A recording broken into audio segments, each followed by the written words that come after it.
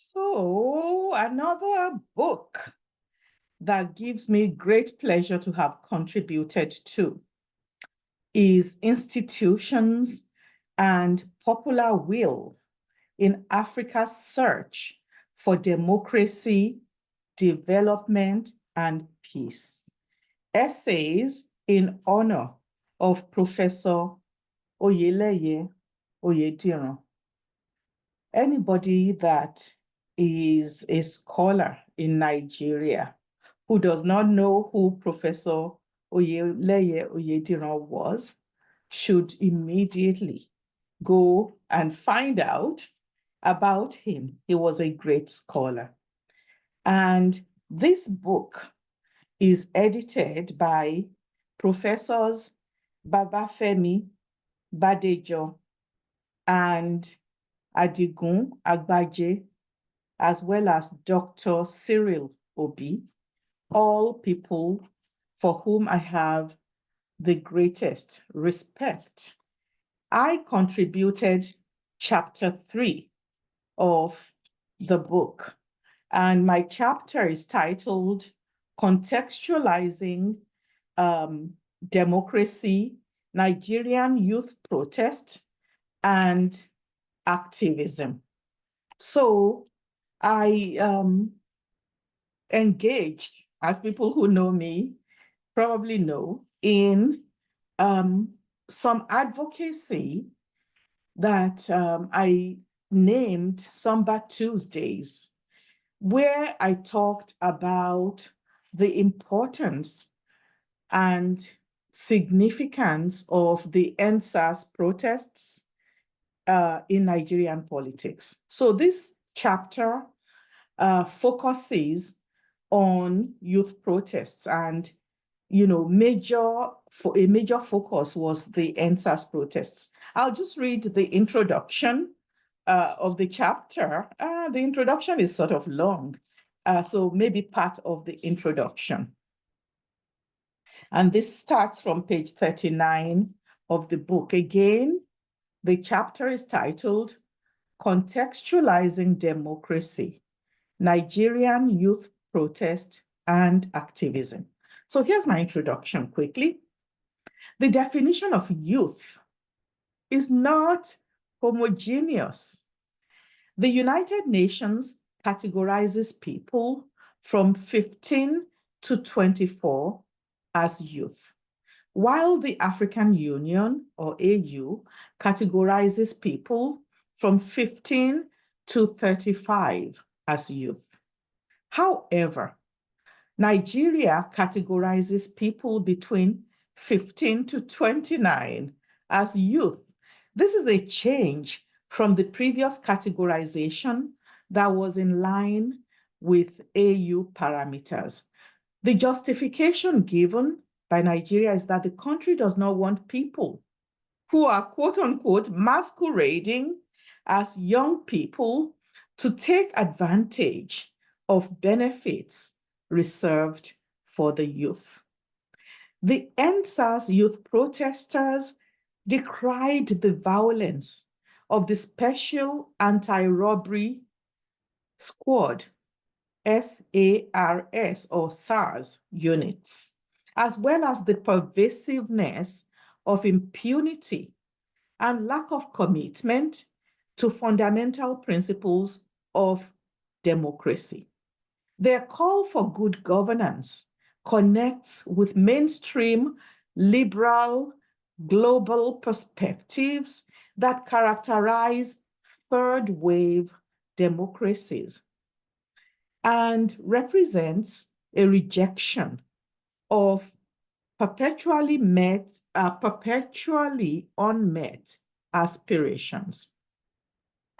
Liberal perspectives on good governance associate it with respect for democratic principles, including, quote, good civil rights with transparency, with the rule of law, and with effective public services, citizens' unimpeded voice in governing just, fair, equitable treatment. This is the World Bank definition given in the piece titled, "What is Governance?" And it was published in 1999. The UNDP emphasizes citizens' participation, government's commitment to transparency and accountability, effectiveness, equity, the rule of law, the development of social consensus on, quote, political, social, and economic priorities, unquote, and participation of all citizens, including, quote, the poorest and the most vulnerable in decision-making over the allocation of development resources. This is also reproduced from the UN What is Governance 1999 publication. So the Ibrahim Index of Governance in Nigeria, or IIAG, Governance in Africa, excuse me, the Ibrahim Index of Governance in Africa, IIAG, defines governance as, quote, the provision of political, social, and economic public goods and services that every citizen has the right to expect from their government, and that a government has the responsibility to deliver to its citizens. So you'll find this in Ibrahim Index Governance in Africa. So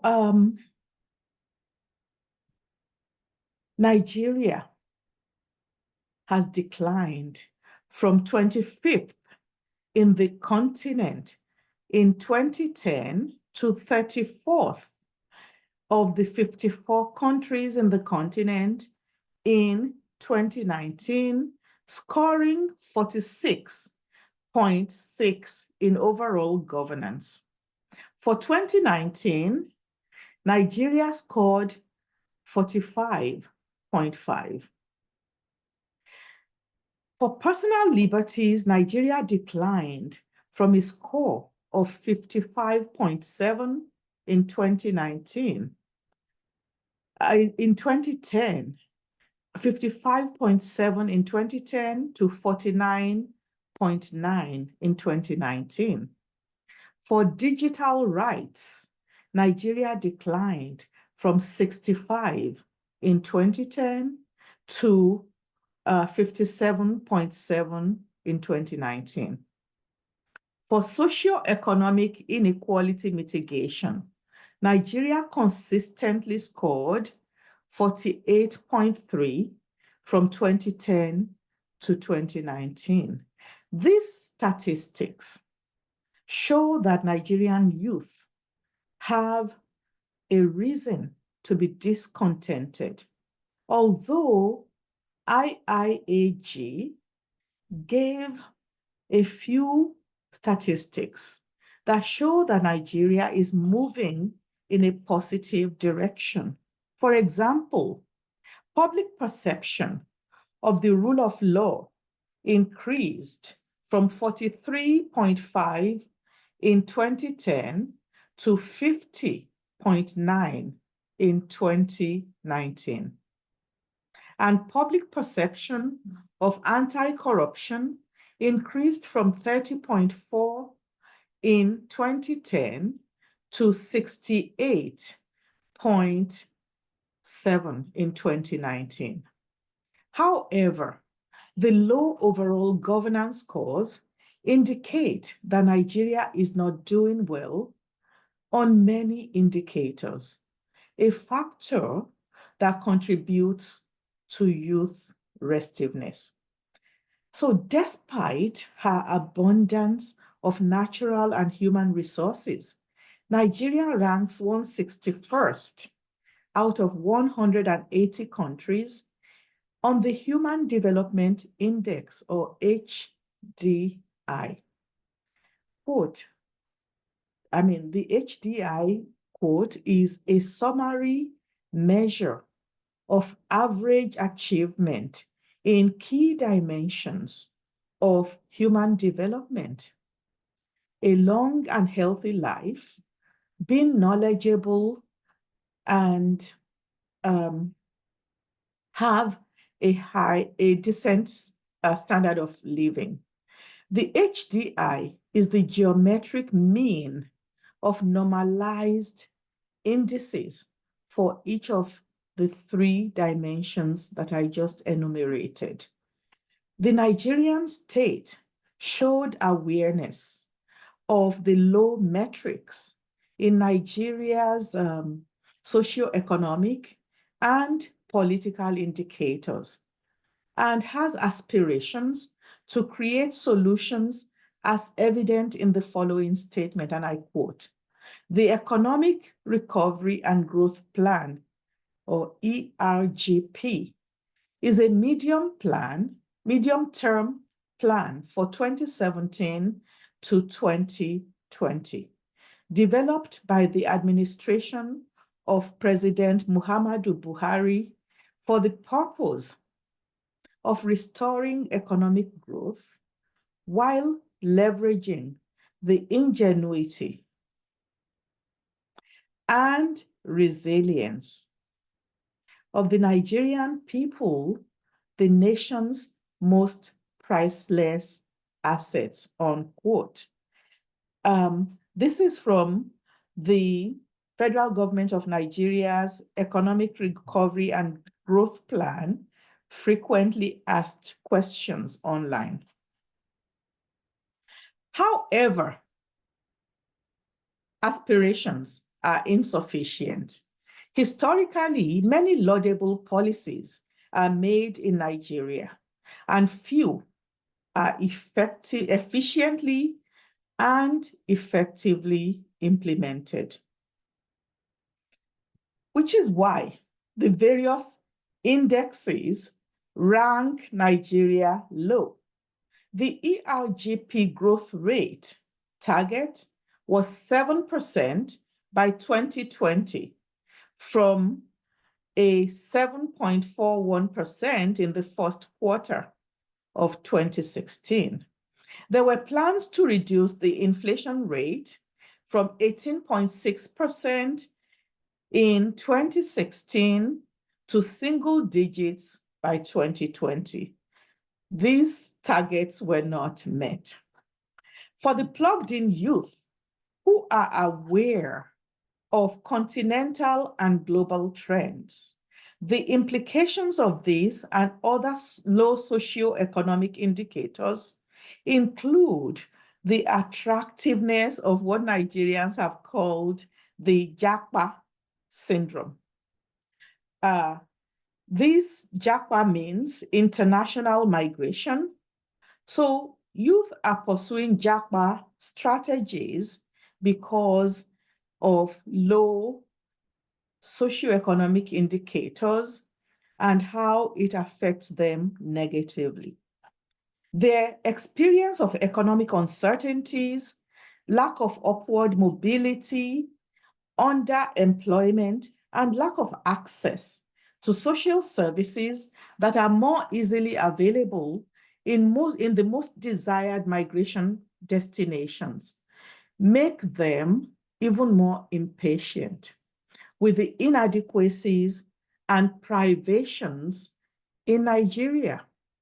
When these frustrations are combined with the impunity and violence experienced from the Special Anti-Robbery Squad, or SARS unit of the Nigerian police force, despite years of protests, the 2020 protests were using Sorosoke or speak up strategies to loudly proclaim that enough is enough. Key global institutions in the liberal world order that was established in 1945 under Pax Americana, America's influence in the world, that is. So these key global institutions have been influential in shaping our understandings of good governance, pushing more radical perspectives that demand full equality in economic as well as social and political systems into the sidelines. The World Bank also is one of these institutions. It produces the Worldwide Governance Indicators, or WGI, for which governance consists of the traditions and institutions by which authority in a country is exercised. This includes the process by which governments are selected, monitored, and replaced, the capacity of the government to effectively formulate and implement sound policies, and the respect of citizens and the state for the institutions that govern economic and social interactions among them. According to the WGI, there are 6 dimensions of governance: voice and accountability, political stability and lack of violence, government effectiveness, regulatory quality, rule of law, and control of corruption is the 6th one. As argued elsewhere, so this is from the World Bank 2022 Worldwide Governance Indicators, and it's available online. I have a link to it in my book. The URL is produced in the book. As argued elsewhere by myself in Many Rivers to Cross, Gender, Elections Integrity and Accountability, Moving Nigeria Towards a Corruption-Free Election in 2023, a keynote paper that I presented on October 24, 2022, and which is available on YouTube in its entirety. Here's what I said. We should expand our definition of corruption to include the normal understandings of what it entails concerning elections, rigging, doing stomach infrastructure, intimidation, use of violence, and otherwise subverting the process, but also to include the persistence of bias and discrimination against women in Nigerian politics. This brings into perspective the ways in which social norms still intrude into struggles for a better Nigeria by the #EndSARS protesters. Women participated robustly in all aspects of the protests, but there was still a male-dominant ethos and an expectation that the women would defer to the men and would take on the welfare and care work in addition to protesting. Corruption, in my view, goes beyond the conventional definition as, and I quote, abuse of public or entrusted power for private gain. Corruption is not a fixed set of practices, but rather an interpretive rubric that serves to make sense of and distinguish what is ethical or not, what is harmful or not, and what matters or not, and to whom in the ordinary processes of wealth accumulation and dispossession that define capitalism as we know it.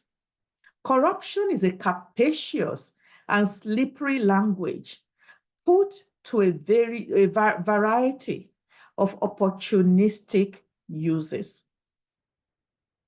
Ironically, talk of corruption may be wielded by those who are most guilty of it.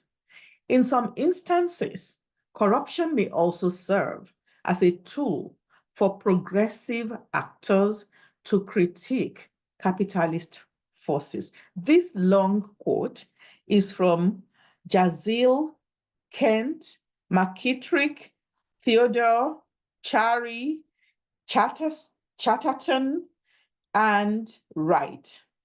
The book is Keywords in Radical Geography, Antipody at 50, a 2019 publication from page 68. The hashtag EndSARS protesters call for accountability and transparency also included a demand for an end to corruption in government. Transparency International ranks Nigeria 149th in 2020 and 154th out of 180 countries in the 2021 Corruption Perceptions Index. While there was a clear critique of corruption and bad governance, it is doubtful whether there is a significant critique of capitalism by the hashtag EndSARS protesters. Most are plugged into not just the ideological mainstream of the liberal world system's political priorities, they are also neoliberal in their sensibilities, perspectives, and priorities, hustling with the aspiration of prospering, wanting to blow, and God blessing one's hustle are part of the mantra of most Nigerians. The youth are no exception. They are courageous in challenging the status quo, but what they are calling for is not a dismantling of the political and economic structures, but reforms that make the structures function well. And where social privileges and hierarchies are tinkered with and not fundamentally transformed. However, thinking about the horizontal mode of organization observed in the hashtag EndSARS movement and the refusal to enter into the political system in a visible way as representatives of the movement in the formal political processes, including the commissions of inquiry established by various levels of the Nigerian government in the aftermath of the protests, it seems likely that the youths were reluctant to become integrated into a system that they critique as corrupt and undemocratic. For their stance to be effective, however, they must present alternatives and also work on building structures that actualize and institutionalize such alternatives. This requires long-term efforts, focused attentiveness, and tenacity. Scholars have observed variations between mature and emerging democracies, noting that, quote, third-wave democracies have three elements in common: the dominant role of the youth, the absence of political parties as the main organizers, and the widespread use of social media as means of political action, unquote. Excuse me. It is notable that the youth in the third wave democracies are both disengaged from conventional politics, and yet they play a significant role in politics. This is obvious in contemporary cases like the Arab Spring. In like manner, Sorosoke or Speak Up, the youth protests that erupted in Nigeria in October 2020 were remarkable, impressive, and impactful. They have been studied and categorized as unique departures from previous generations' Benudake or keep quiet approaches to socio-political problems that articulated grievances and called for change. Such conclusions are ahistorical because Nigeria has many examples of youth protests in its history, and these could be seen as influencing the contemporary challenges to the state. There were #Occupy Nigeria protests in 2013, stimulated by discontentment with the government's ineffectual responses to protests against the suspension of petrol subsidies in 2012. Other protests in the last 3 decades of the 20th century include the June 12 protests that began in 1993. The protests against the imposition of the neoliberal structural adjustment program in 1989 and the, quote, Ali must go, unquote, protests against, among other things, the increase in the cost of meals in the universities in 1978. This, some of this is from newspaper accounts by Adebowale, History of Protests in Nigeria, Reactions and Consequences, and Adeniji, Remarkable June 12 Fighters. The first piece was published in The Guardian on October 25, 2020. The second one in Punch on June 12, 2020.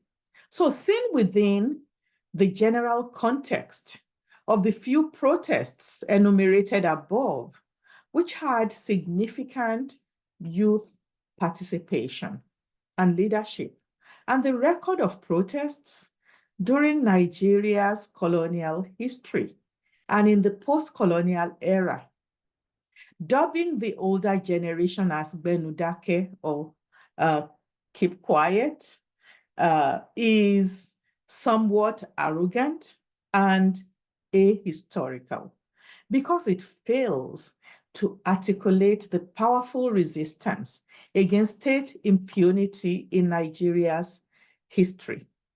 The #EndSARS protests are in keeping with a long tradition, not a departure from it. What is different is the context in terms of media, culture, globalization, and transnationalism.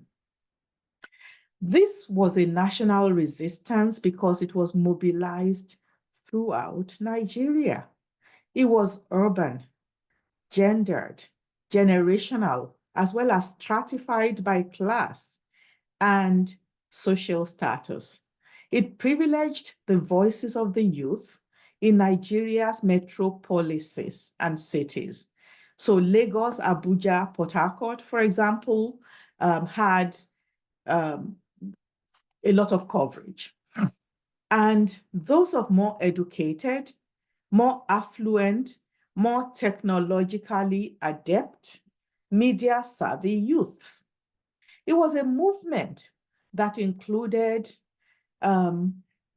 numerous middle-class and affluent protesters who are more cosmopolitan, more confident of their place in the world, and somewhat more insulated than their poorer contemporaries who are more economically and politically marginalized, and who lack the material and technological resources of the #EndSARS protesters. When they joined the protests, there was more display of pent-up anger. That is, the poorer contemporaries of the sophisticated and more privileged and #EndSARS protesters. So when these poorer contemporaries joined, there was more display of pent-up anger and eruption of violent protests that included looting and emptying of government storage facilities where COVID-19 relief food and other materials were kept. The food was supposed to have been distributed to alleviate some of the suffering by people under pandemic-related lockdowns who were having problems meeting their basic needs. However, food and other consumer items were being hoarded and misappropriated, sparking anger and the expedient use of the conditions during the #EndSARS protests to empty the warehouses. Private businesses were also affected. There was destruction of government property by violent mobs who took advantage of this situation. The situation was most serious in Lagos, Oyo, Cross River, Osun, Delta, Kwara, Ekiti, Ogun, Kaduna, and Plateau states, as well as Abuja in the Federal Capital Territory, where there were crackdowns by security forces and curfews imposed. The uniqueness of the Sorosoke protests can be attributed to the simultaneous use of hybrid space and media to protest and disseminate information. This simultaneous use of physical as well as cyberspace enables the formation, strengthening, and functioning of transnational communities in a manner that defies the constraints of spatial, temporal, and other boundaries. Using the tools and mechanisms available, Nigerian youths engaged in constitutive acts that shaped political, economic, and social relations in ways that could only be imagined before the availability of cutting-edge communication tools accessible during the contemporary age of globalization, from roughly the end of the Second World War till the present. Using the #EndSARS protests as an entry point, this chapter will focus on how the simultaneous use of hybrid space shapes, limits, and extends, as well as otherwise affects the possibilities of democracy, citizenship, and identity.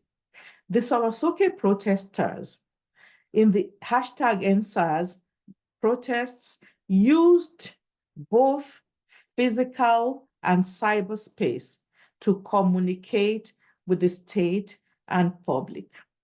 Cyberspace enabled the protesters to transcend the limits of physicality, communicating in real time with transnational communities of African and Nigerian diasporas and beyond.